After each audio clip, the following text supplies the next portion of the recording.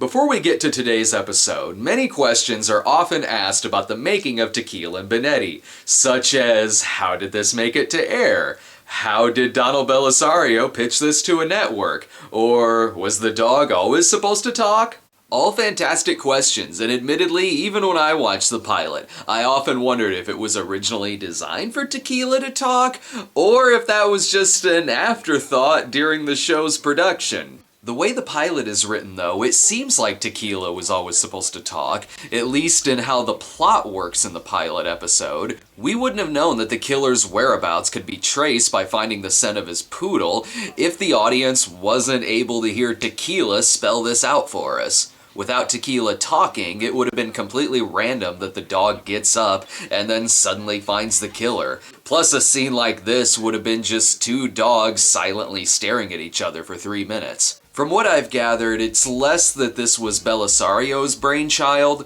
and more that the network approached Belisario to create a show for the network that could capitalize on the cop-dog partner trend, most notably with Turner and Hooch. When you read reviews dating back to the show's premiere in 1992, it reads like the show was almost destined to fail, with Entertainment Weekly writing that they wanted to be the lone voice that would give a pass to Tequila and Bonetti, but ultimately they gave the show a D-. Well, it's 23 years later, and I'm here to finally give Tequila and Bonetti a pass. Many reviews for the show hung on to the fact that the show was originally called Tequila and Boner, presumably changed because even for a talking dog cop show, that's a little much. And I'm not sure how Italian a name like Nico Boner is. Also, it has nothing to do with Boner from Growing Pains. It could also have been changed because too much tequila can often cancel out a boner. While episode 1 was about investigating the possible suicide of a wealthy young socialite, episode 2 goes even darker and has Tequila and Bonetti chasing down a street preacher known as the Parking Lot Rapist. But we can't get into that in the opening scene. We need shenanigans before we cut to the opening credits. Look at this fool. He hangs a leather bag from a palm tree. This coming from the dog that was upset the toilet lid was down in the pilot. But we do learn that Tequila does seem to be attracted to human females, but would much prefer it if they were a dog. Man, if she was a poodle, I'd be out from under this truck getting down. Know what I'm saying?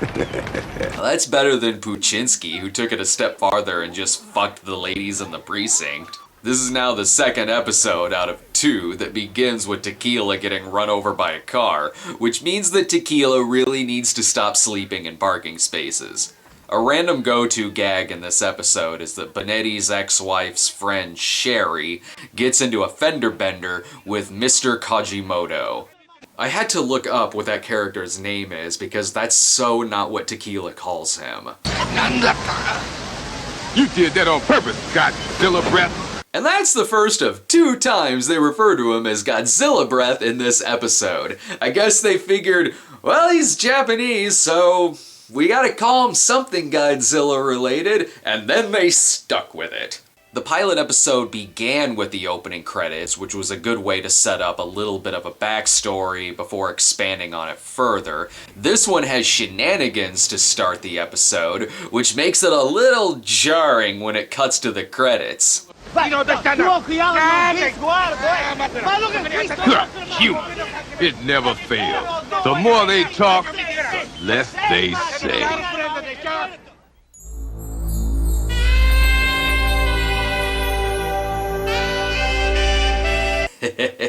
Godzilla breath, poodles, fender benders, hot chicks, and remember that time Bonetti shot and killed a kid? I keep wondering why they say Tequila as the dog. Obviously, it's Tequila as himself, or if his real name isn't Tequila, then it should be the dog as Tequila. The case in episode 2, Teach Your Children, begins with Officer Garcia working undercover with Tequila and Bonetti to catch the notorious parking lot rapist, and partake in a little harmless flirting. Yo, Garcia, copy this. If you want my partner, marry her. Do you mind, Bonetti? What's interesting about a show in which a character can talk, but other characters can't hear them, is that they're still polite enough to wait for the animal to finish his lines, even though they can't hear him. I'm sorry, Garcia, but my butt's gone to sleep. I can't get any blood to my brain. That's nothing new. You okay? You try walking in spike heels for 2 hours. Bonetti in high heels? That's an ugly thought. You're doing great, kid. So mute his lines and he'd have a fantastic rip-off of Garfield minus Garfield. So the subject matter is a bit dark in this episode, but maybe the villain will play it rather comedically. Surely I was sent to deliver this message to you, to repent your wickedness and turn to the light! Or he could play it totally straight, as if this is a legit freaking thriller, and that makes this awesome. It's just like Rape Squad, if it featured a talking dog. My blood will cleanse you. Dirtbag! The pilot episode did a pretty good job of matching Tequila's lines with the expressions on his face. By episode 2, it still matches here and there, but there are times when Tequila's lines portray him as really pissed off, but his expression is more curious, like this, like... See how her sin pierces my flesh? Don't move! I like to pierce your flesh with my teeth. Everyone is happy that the parking lot rapist is off the street. Well, almost everyone. Wow, they just dissed me and B. Just like we was just out there chilling. Well, that's it then. We need to turn him loose on the grounds of dissin'. Actually, once hotshot lawyer Violet, played by the late Rosalind Cash, turns up, the parking lot rapist named Reverend Pascal does stand a chance of getting released on the grounds that no one wants to go against Lisa from the Omega Man. While there may be some pauses here and there to let Tequila finish his lines that no one hears, sometimes it seems his lines are stretched to match how long the dog's insert shot is. From what I understand, Reverend Pascal was simply trying to help Officer Garcia. Help her do what? Catch a disease? Reverend Pascal is able to get released because neither Garcia nor Bonetti remembered to read him his Miranda rights. Bonetti tries explaining that he read him his Brooklyn rights, which must mean a lot of people get set free in Brooklyn. And as for Tequila, now it doesn't even need to cut to him. They just add in a line to break up silence in someone else's shot. Politeness, huh? Politeness. I'd like to politely rip him a new one. I, for one, think that they need to keep Reverend Pascal in custody on the grounds that it plays evil music whenever he stands up.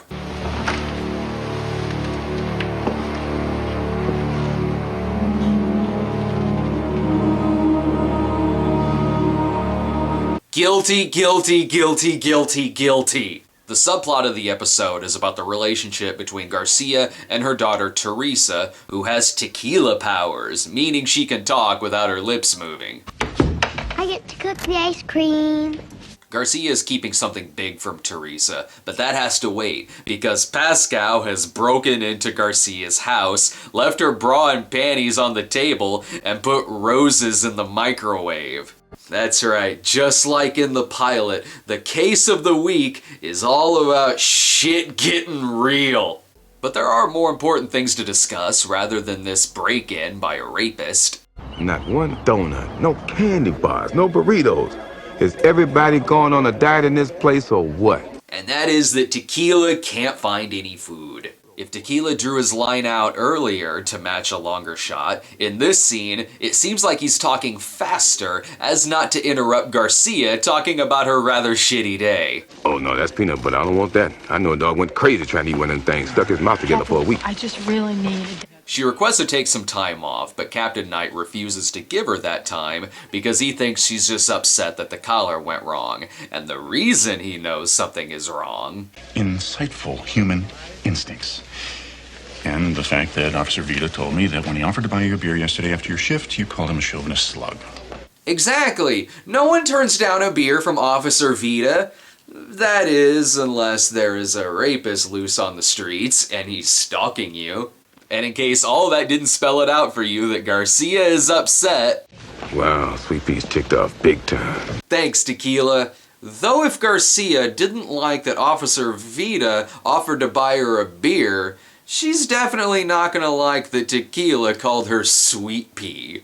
Bonetti tries his best to calm her down, saying that even he's made mistakes that have put people back out on the streets, only with one slight difference. I've been there. I know how you feel. Yeah, did the guy try to rape you, Bonetti? Well, no, but Bonetti also had to turn down a beer from Officer Vita. For some reason, she only lets Bonetti know that Pascal is possibly stalking her. No, but did he break into your house? Whoa! What? Wait a minute. Back up. Tequila, you're supposed to have the best ears in the building. They shouldn't have to repeat things to you. So you've pretty much got the vibe of the show. The cases are more or less straight out of any procedural cop show, only with a wisecracking dog there to provide commentary through a lot of it, and more often than not, solve the case. Which means that yes, you could probably edit out some of Tequila's lines, and the scene would make just as much sense. Here's a scene with Tequila's lines edited out. And what happened? Nothing. Garcia, what did he do? Nothing was taken. I came home and my lingerie was scattered all over the house. All right, you're gonna stay with me. No way. I mean it. You got me and Furface here. Garcia, you're my partner. You do the same thing for me, right? Right, and would you let me? No. Okay then, so. But I don't have a little girl. Yeah, I mean, I get the gist of the scene, but it's like watching any other cop show. Now here it is with Tequila. Let's find out what's really going on here. And what happened? Nothing. Garcia, what did he do? Nothing was taken. I came home and my lingerie was scattered all over the house. Ooh, man, we got one sick cowboy to deal with here. All right, you're gonna stay with me. No way. I mean it. You got me and Furface here. Who you calling fur face, pasta head? Garcia, you're my partner. You do the same thing for me, right? Right, and would you let me? No. Okay then, so. But I don't have a little girl. Homeboy's right, Sweet Pea. You gotta think about your little one. Now we know what a regular cop show is like, drunk off of tequila. I'm just saying that if canceled cop shows like Golden Boy or Ryan Caulfield Year One had a talking dog in them, yeah, they probably still would have been canceled, but I at least would have watched them. And now I know how to say words like gabiche. Capiche?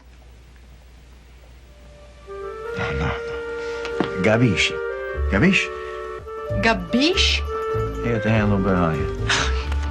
You gotta work on it. Capiche, gabiche. Look, I don't care how you say it, this dog knows something ain't kosher. Meanwhile, Sherry and Mr. Kajimoto are still at their parking spaces, yet have struck up a rather interesting friendship. All that bad energy is just gonna come back to haunt you. Yo, Code, you see the present I left for you in the begonias? And every new friendship is made better by inserting a line from a talking dog about dog shit. Garcia and Teresa stay with Bonetti while Pascal is still out on the streets, and it only took 2 episodes to get Tequila to cross-dress. Vodka doesn't like to play dress-up. Where you get this vodka? Do I look Russian to you? I love that the 9-year-old knew that the dog was named after some kind of alcohol, but wasn't sure which one, so she just went with vodka. Now we know what her drink of choice will be when she grows up. Bonetti fixes everyone dinner, and since this is Detective Nico Bonetti, Italian cop of all Italian cops, dinner goes a little something like this. E questa, this is capellini e marinara with some parmigiana e funghi. You know what funghi are? Yep, he has his own Armani's restaurant in his kitchen. Because he's Italian, you see. Or he's got cereal in case you can't understand what he's talking about. Yeah. Yeah, then I could eat up her pasta. Are you sure, Tequila? You haven't eaten one burrito this entire episode. We soon learn the secret that Garcia has been keeping from Teresa. You ate tequila. No, baby, I'm asleep. Well, that is when Tequila stops pretending to be asleep. Teresa talks to Tequila about her mother's job at the art gallery, meaning Garcia has been keeping it a secret that she's a cop. But Tequila and Bonetti have other things to worry about because the parking lot rapist has graduated to the peer rapist. You can be led into the brilliant, bright whiteness of eternal light. You can be shielded from the evils and pestilence of this veil of tears. This dude is so intense that I'm not 100% sure he knows he's in a talking dog show. But thank God Tequila and Bonetti show up to save runaway Renee Humphrey so she can go off to become Trisha in Mallrats. While Pascal more or less admits he was gonna rape that girl, they're not here to put the cuffs on anyone. They're here for some smack talk. Get down with your bad self, Holmes Light. And if that doesn't work, piss on him. Shine your light on that. A little vinegar, take that right out. You have a nice day, yeah? What were you watching on January 24th, 1992? If you don't answer with, I was watching a talking dog piss on a rapist, then it doesn't matter what you're watching. I don't remember what I was watching on that date, but if I were watching this, I'd remember that. Stick around, Tequila and I will be right back.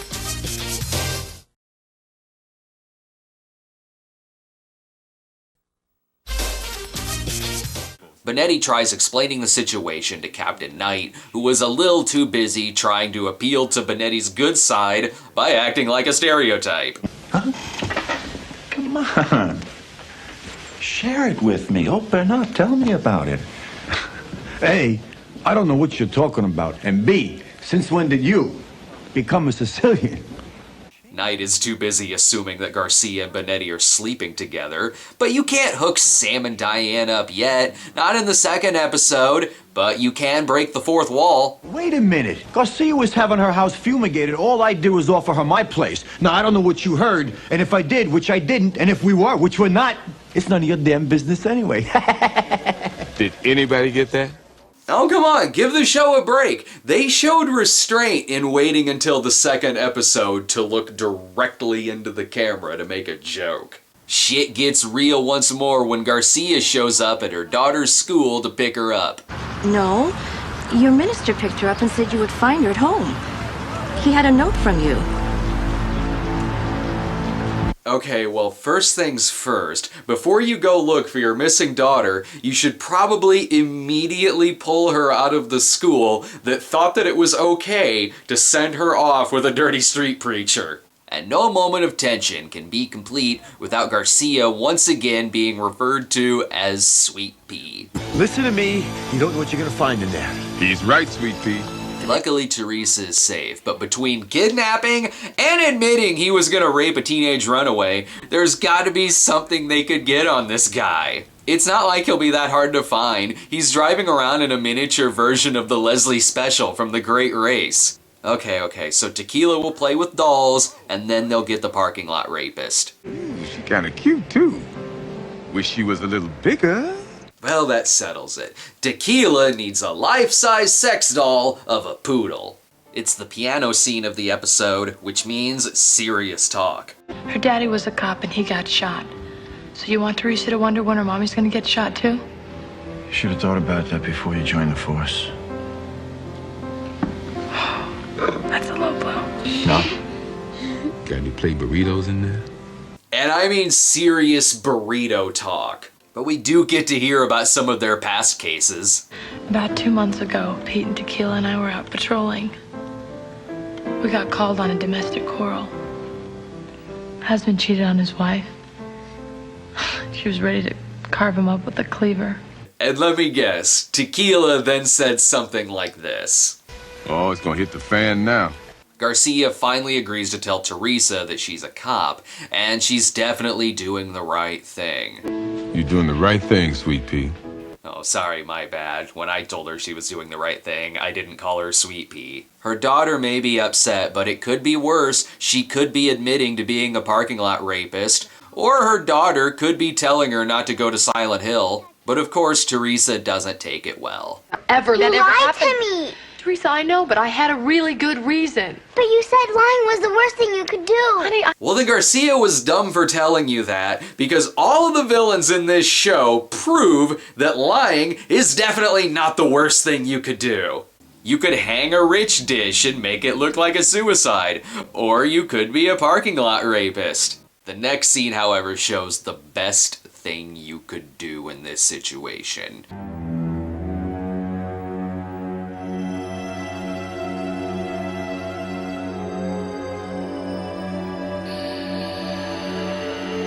Yeah, creepy dream sequence. This kid must be very mature to be having a dream sequence this specific. This thing has all the detail of a dream sequence from Driller Killer. Once she wakes up, she decides to run away, but unfortunately, Satan is watching her.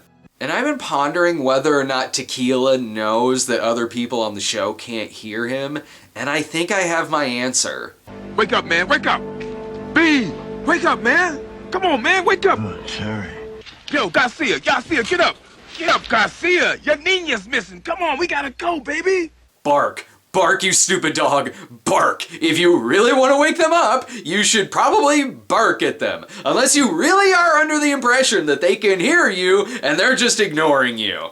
I don't blame him for thinking that everyone can hear him, because apparently animals can, since we have another scene of Tequila communicating with other animals to solve the case. This leads to her Barbie doll, and are we gonna get Tequila's catchphrase again? The nose never lies. Oh my god! Not as good as the nose from the previous episode, because at least that one rhymed.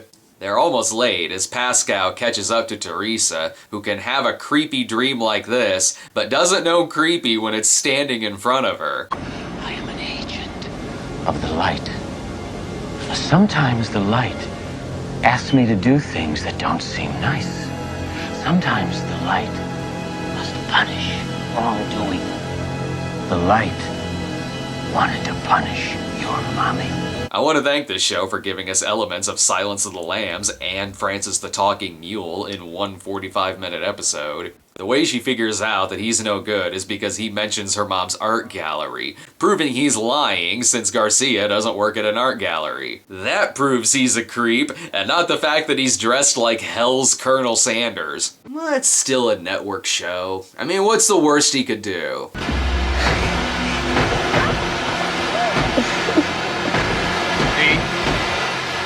See, it is the light. Oh, he could burn the 9-year-old's face off? Holy crap, I'm not sure if a talking dog series has ever made me wonder if the skin of a child is gonna get melted. Tequila saves the day once more, but the highlight is Garcia beating the shit out of the guy.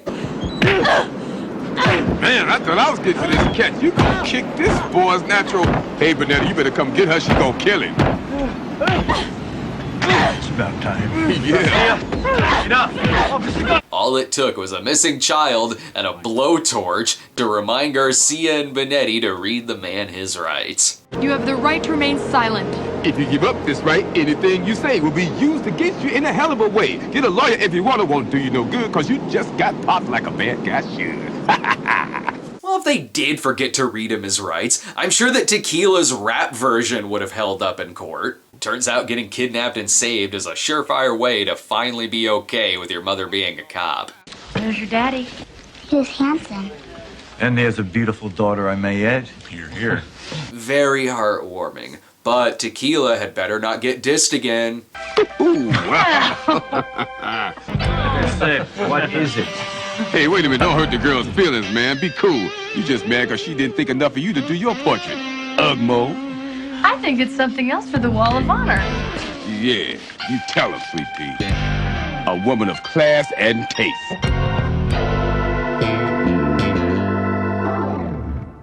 Ah, perfect. Put the child's drawing of the talking dog on the wall next to the fallen officers. No need to frame it, just get a thumbtack. This is truly a magical episode that is quintessential Tequila and Bonetti. A dark-ass plotline full of child abduction, blowtorches, parking lot rapists, interspliced with more talks of poodles, burritos, candy bars, and whether or not our hero is getting dissed. And the tone doesn't quite pick up after this either, because in the next episode, Tequila gets shot.